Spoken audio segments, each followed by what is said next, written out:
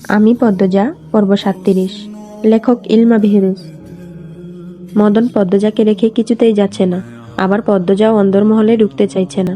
সে বারবার বলছে, আমি একটু হাঁটবো এদিকে, আপনি যান। রাইতের বেলা একলা থাকবেন? আমার কামই আপনারে দেখা রাখা। এদিকে তো আলো জ্বলছে, উনিও এখন আসবেন, আপনি যান। আর আপনার পা তো কাদায় মাখা। বেশিক্ষণ এভাবে না থেকে ধুয়ে আসুন। মদন পায়ের দিকে তাকালো, লুঙ্গি হাঁটু অবধি তুলে বেঁধে রাখা। সে হেসে বলল, আচ্ছা তাইলে আমি ধুয়ে আইতাছি, বেশিক্ষণ লাগবো না। আচ্ছা আসুন। মদন চলে যেতেই পদ্মজা ফুস করে নিঃশ্বাস ফেলল। গলার মাঝে যেন এতক্ষণ কাটা বিঁধেছিল। বাড়ির পেছনে যাওয়ার জন্য পা বাড়াতেই দেখতে পেল আমিরকে। আমির আগলঘর পেরিয়ে এদিকেই আসছে। পদ্মজা আর ঘুরে দাঁড়াতে পারল না, আগলঘরের দিকে চেয়ে রইল। পদ্মজাকে দেখতে পেয়ে লম্বা করে হাসল আমির, বলল, পদ্মাবতী কি আমার জন্য অপেক্ষা করছে? বোধহয় করছি। আমির ব্রুকুটি করে বলল, বোধহয় কেন? ঘরে একা ভালো লাগছিল না, তাই হাঁটতে বের হয়েছিলাম। আপনি নামাজ পড়েছেন? এই যে মাথায় টুপি, মসজিদ থেকে আসলাম। পদ্মজা আর চোখে অন্দরমহলের ডান দিকে তাকালো, ভাবছে রানী আপা কোথায় গেল। উসকুস করতে থাকলো সে। ঠিক তখনই পদ্মজাকে পেছন থেকে জড়িয়ে ধরল আমির। স্বামীর কাজে পদ্মজা অবাক হয়ে দ্রুত এদিক ওদিক তাকিয়ে দেখল কেউ আছে নাকি। এরপর আমিরের হাতের বাঁধন ছুটানোর চেষ্টা করতে করতে বলল, ছাড়ুন, কেউ দেখবে। কেউ দেখবে না, এদিকে কেউ নেই। আমিরের কণ্ঠ মোহময়। সে পদ্মজার গাড়ে থুতনি রাখল। ওর ঠোঁটের ছোঁয়া লাগাতেই পদ্মজার গা জুড়ে কাঁপুনি শুরু হলো। জোর করে আমিরের হাতের বাঁধন থেকে ছুটে গিয়ে বলল, আপনি ঘরে যান। আমির হতাশ ভঙ্গিতে বলল, আচ্ছা চলো। আপনি যান, আমি আসছি। কেন?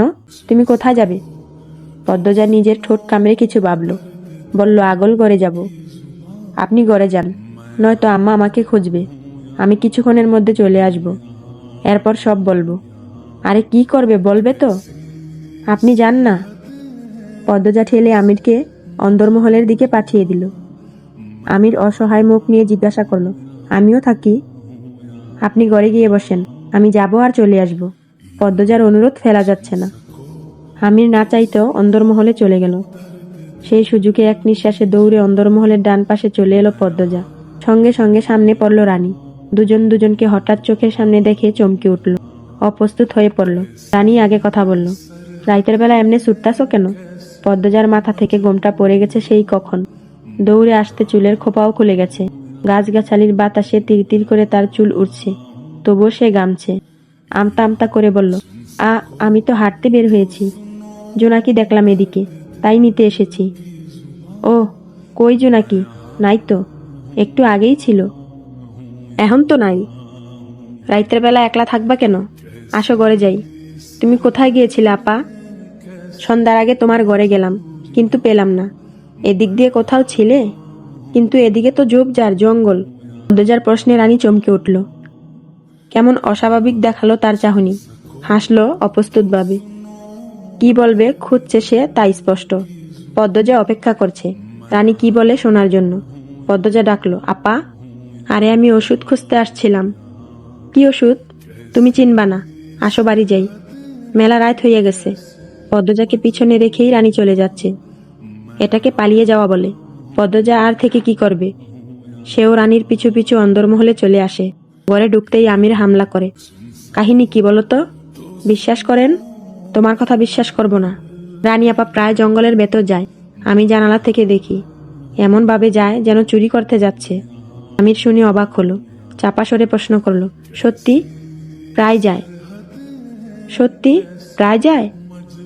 আমি সত্যি বলছি। আমিরের চোখে মুখে ছড়িয়ে পড়ে দুশ্চিন্তা, কপালের চামড়া পর্যন্ত কুঁচকে গেছে। গভীর ভাবনায় বিভোর সে। পদ্মজা বলল, আমি আজ অনুসরণ করে জঙ্গল অবধি গিয়েছিলাম। মদন ভাইয়ার জন্য ভেতরে ঢুকতে পারিনি। এরপর আপনি এলেন। পরে আবার যেতে চেয়েছিলাম, কিন্তু ততক্ষণে রানী আপা চলে এসেছে। সরাসরি প্রশ্ন করেছি, কেন জঙ্গলে গিয়েছিল? বলল ওষুধ আনতে, মানে কোনো ঔষধি পাতা। কিন্তু আমার বিশ্বাস হয়নি। প্রায় কেন কেউ ঔষধি পাতা আনতে যাবে, তাও আবার ভোরে আর রাতে? পদ্মজা একদমে কথাগুলো বলল। আমির জবাবে বলল, আব্বাকে বলতে হবে। আগে আমার কথা শুনুন। বলো। এখন কাউকে বলবেন না। বলা উচিত, ব্যাপারটা জটিল মনে হচ্ছে। আমরা আগে বের করি কি হয়েছে, আপা কি করতে যায়। এরপর নিজেরা সমাধান করতে পারলে করব, নয়তো বড়দের বলবো। যদিও আমরা নিশ্চিত না কোনো সমস্যা আছে। অবশ্যই সমস্যা আছে। তুমি জানো, ওদিকে কোনো মহিলারা ভয়ে ভুলেও যায় না, অথচ রানী যায়। বড় কোনো কারণ নিশ্চয়ই আছে। সেটা আমরা দুজন মিলে বের করি। কিভাবে? আমার মনে হচ্ছে আবার যাবে, কাল পরশুর মধ্যে।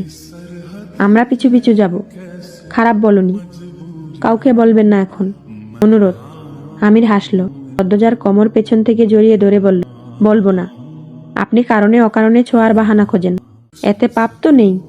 খাওয়ার সময় হয়েছে, চলুন। ঠিক সময় না খেলে আম্মা রেগে গিয়ে চেঁচামেচি করবেন।